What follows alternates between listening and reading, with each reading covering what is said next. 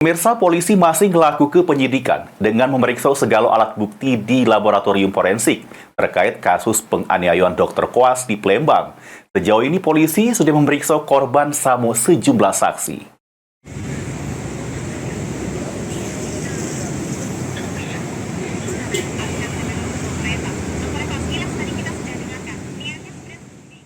Polda Sumsel sampai maini hari belum menetapkan tersangka anyar jeru kasus penganiayaan dokter koas di Palembang yang sempat heboh beberapa waktu yang liwat.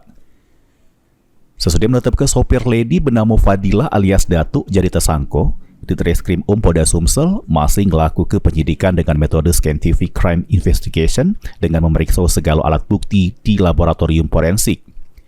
Sejauh ini polisi sudah memeriksa korban dengan mendatangi rumahnya langsung di Jakarta serta sejumlah saksi. Secara scientific investigation lagi kita bawa ke lapor, lagi belum ini alat bukti yang kita bawa ke lapor untuk di lapor belum keluar. Korban bukti sudah dipanggil belum?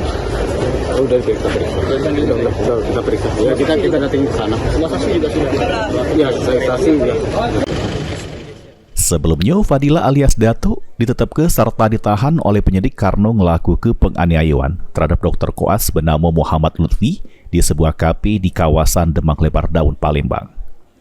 Mulyadi, PAL TV.